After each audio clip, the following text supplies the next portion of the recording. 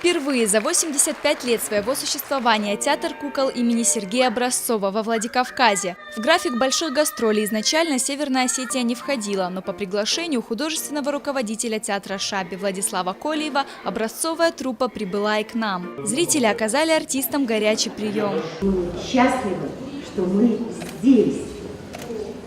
Мы думаем, что сегодняшняя наша встреча первая, но не последняя.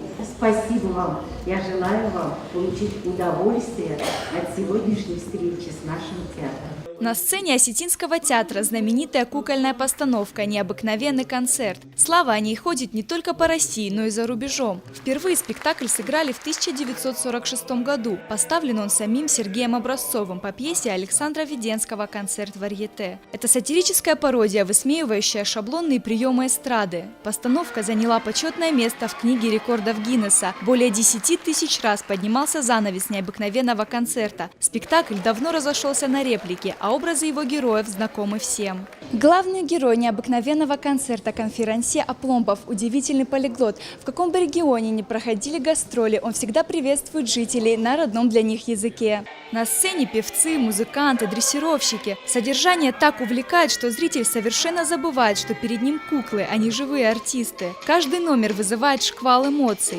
Пара, исполняющая страстное танго, особенно приковывает к себе внимание аудитории. Быстрые ловкие движения поражают всех. Лишь после представления кукольники раскрывают секрет управления этой парой. За ширмой две марионетки ведут 8 человек. Это какой-то феномен, казалось бы, да, и уже и тема не та, и уже эстрада не та, на которую здесь пародия делается. А тем не менее, вот смотрите, как воспринимают. Это совершенно необыкновенная вещь, которую понять вот невозможно. Видимо, заложена какая-то в самой обстановке, в самом спектакле заложена какая-то доброта, какой-то общечеловеческий юмор.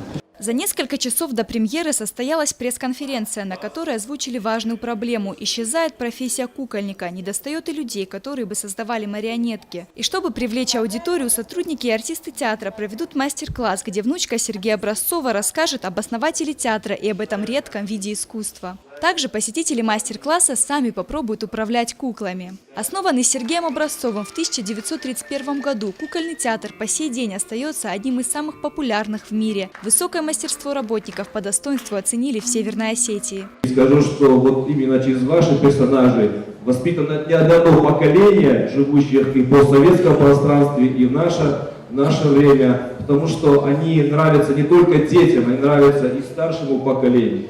Огромное вам спасибо, низкий поклон. И у меня очень ответственная почетная миссия по поручению главы республики вручить государственную награду. Звание «Заслуженный артист» присвоили Екатерине Образцовой, народный артист Федору Виолину. Труппа театра была в восторге от теплого приема североосетинского зрителя. Артисты пообещали, что вновь посетят Владикавказ. Ангелина Васильева, Михаил Безуглов, Олег Рамонов, Осетия ТВ.